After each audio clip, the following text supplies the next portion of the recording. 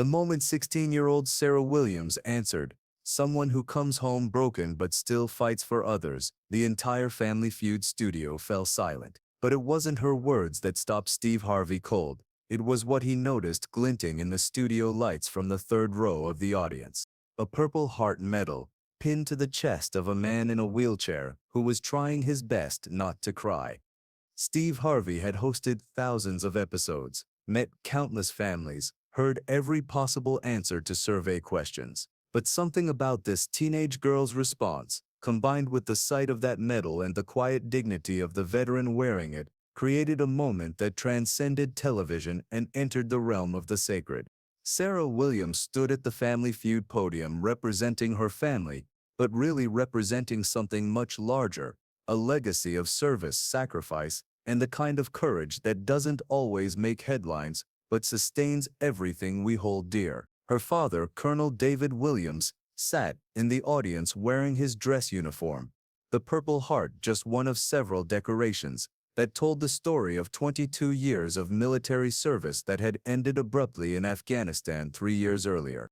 The Williams family had driven 8 hours from Fort Bragg, North Carolina, to Atlanta for their chance at Family Feud. It was Sarah's idea, a way to lift her father's spirits during one of his darker periods, a chance to focus on something joyful, instead of the daily struggle with PTSD and the phantom pain from the leg he'd lost to an IED explosion.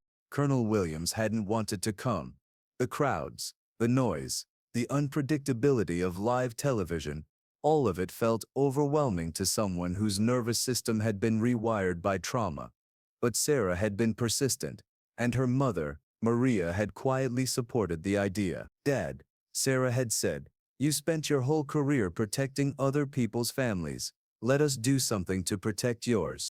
The game had started normally enough.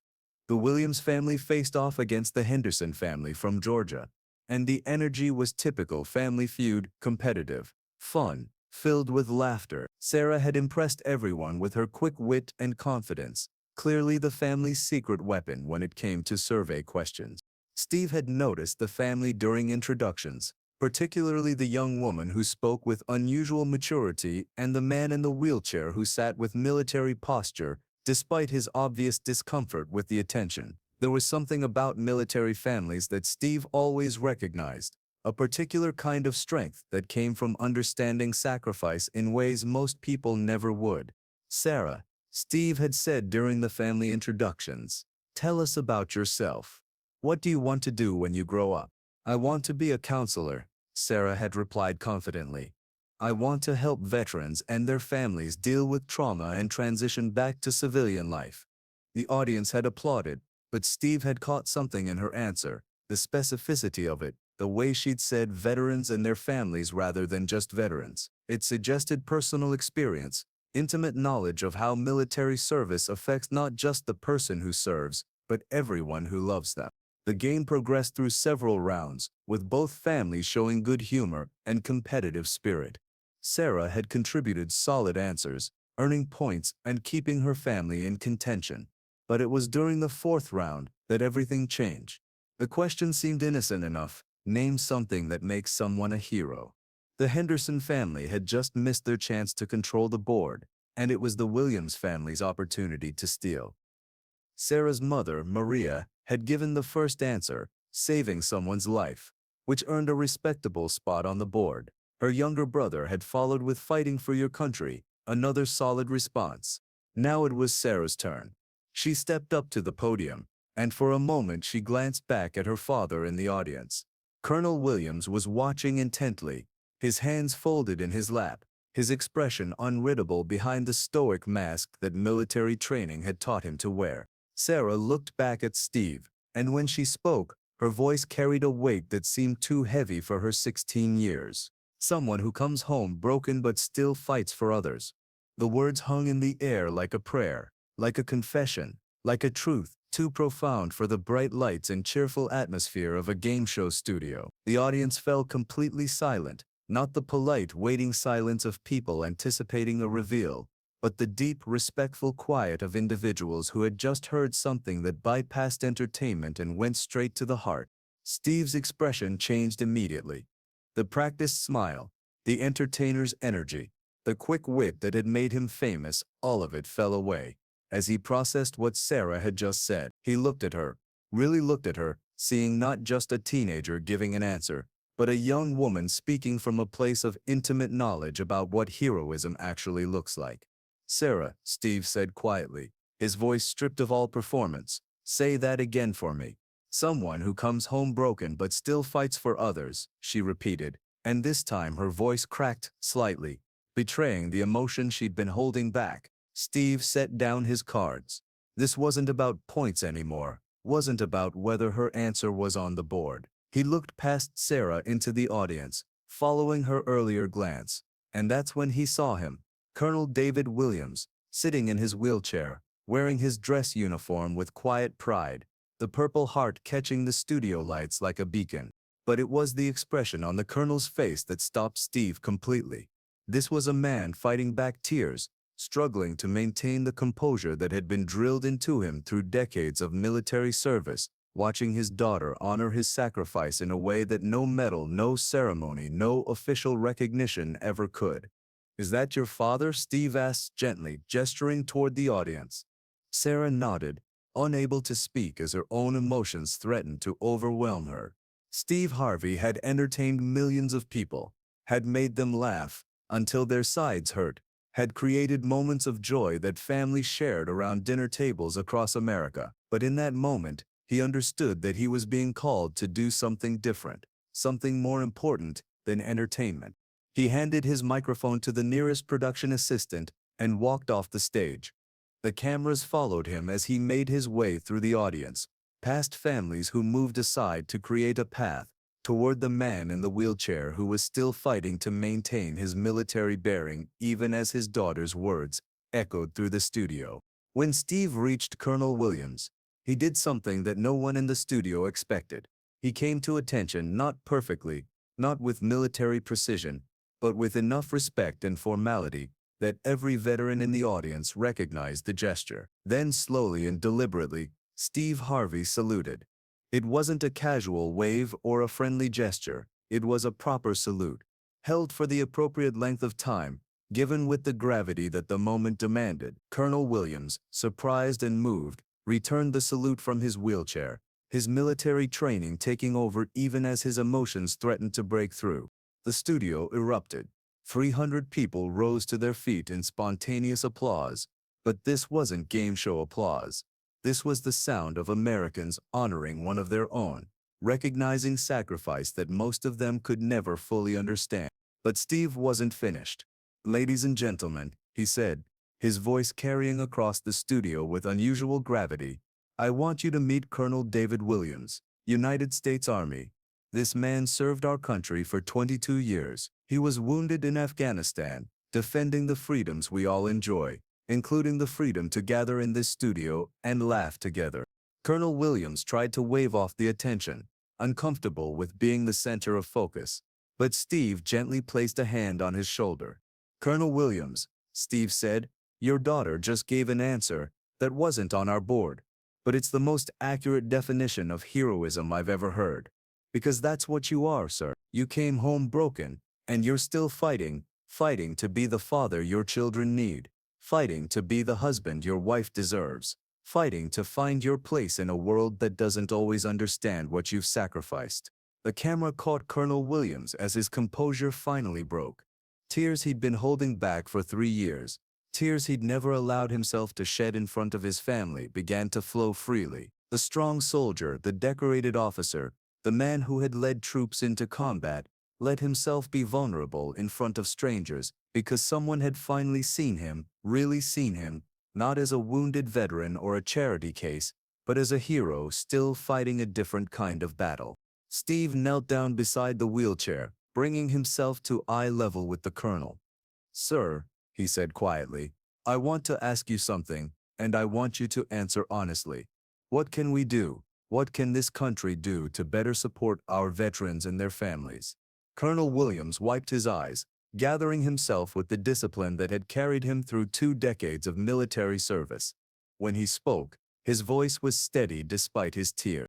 "Listen to them," he said simply. "Listen to their families. Don't just thank us for our service and walk away. Ask us how we're doing, and really want to know the answer. Support the families who are fighting this battle alongside us, because they serve too, in their own way. Steve nodded, absorbing every word. Sarah, he called back to the stage, come here, I want you to be part of this conversation. Sarah left the podium and made her way through the audience to stand beside her father. Steve looked at this teenage girl who was wise beyond her years, who had grown up in the shadow of her father's service, and understood sacrifice in ways most adults never would. Sarah, you said you want to be a counselor for veterans and their families, Steve said. Is that because of your dad? Yes and no, Sarah replied thoughtfully. It's because of Dad, but it's also because of Mom, and my brother, and me. When Dad got hurt, it didn't just happen to him. It happened to all of us. We all had to learn how to be different people, and I realized that there are lots of families going through the same thing, and they need help too. Steve stood up, looking at this family, this father who had given everything for his country. This mother who had held the family together during the darkest times, these children who had learned about courage not from movies or books, but from watching their parents navigate unimaginable challenges. Colonel Williams, Steve said, reaching into his jacket pocket. I want to give you something. He pulled out his business card, but as he handed it to the colonel, Steve did something unprecedented. He removed his tie, the burgundy silk tie that was part of his television uniform, that he wore for every taping, and with ceremony that bordered on ritual, he placed it around Colonel Williams' neck. This tie has been with me for every show I've hosted this season, Steve said. It's been part of celebrations and disappointments, laughter and tears. But today, it belongs to someone who earned the right to wear it through service that goes beyond anything I'll ever do. The symbolism wasn't lost on anyone in the studio. In many cultures, in many contexts, the exchange of clothing signifies respect, honor, the transfer of dignity from one person to another. Steve Harvey, one of America's most recognizable entertainers, had just honored a wounded veteran with the most personal gesture he could make. Colonel Williams accepted the tie with the gravity it deserved, understanding that this wasn't just a gift, but a symbol of respect from one man to another, from someone who entertained America to someone who had defended it. Steve, Colonel Williams said, his voice thick with emotion, I don't know what to say. You don't have to say anything, sir, Steve replied. Your service speaks for itself. Your daughter's love for you speaks for itself. The way you've raised your family speaks for itself. He turned to address the entire studio again. Ladies and gentlemen, I want everyone here to understand something. The freedom we have to gather in the studio, to laugh together, to disagree with each other, to pursue our dreams, all of that exists because people like Colonel Williams and his family were willing to sacrifice for it. The applause that followed was different from any game show applause Steve had ever heard. It was sustained, respectful, the kind of ovation that recognizes something sacred. People weren't clapping for entertainment. They were honoring service, acknowledging sacrifice, participating in a moment of national gratitude that transcended politics or opinion.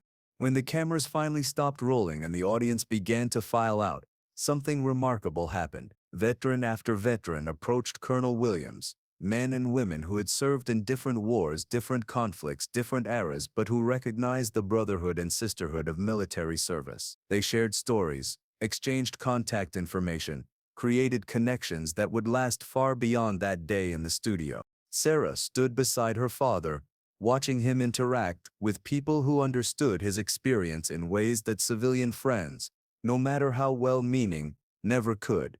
For the first time in 3 years, she saw him relaxed in a crowd, engaged with strangers, not constantly scanning for exits or threats, but simply enjoying human connection. Steve's tie became more than an accessory for Colonel Williams.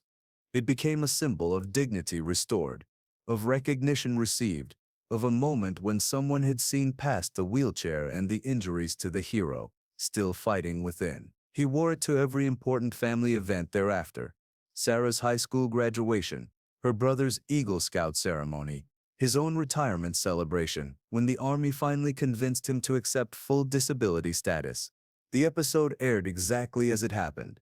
with no editing to minimize Steve's unprecedented gesture or the emotional weight of the moment. The response was unlike anything in Family Feud history. Veterans organizations across the country shared the clip. Military families wrote to thank Steve for seeing them, for understanding that service doesn't end when the uniform comes off. But perhaps the most meaningful response came from other military children, young people like Sarah, who had grown up understanding sacrifice not as an abstract concept, but as a daily reality. They shared their own stories of parents who came home changed, of families who adapted and overcame, of the particular strength required to love someone who has seen too much and given too much. Steve Harvey, who had built a career on making people laugh, discovered that day that sometimes the most important moments happen when laughter stops and recognition begins. He learned that heroism isn't always dramatic or visible, that sometimes it looks like a man in a wheelchair struggling to find his place in a world that has moved on without him, supported by a family that refuses to let him fight alone. The business card Steve gave Colonel Williams that day led to a friendship that lasted years. Steve became an advocate for veteran services, using his platform to highlight the ongoing needs of military families, the challenges of transition, the importance of community support for those who have served.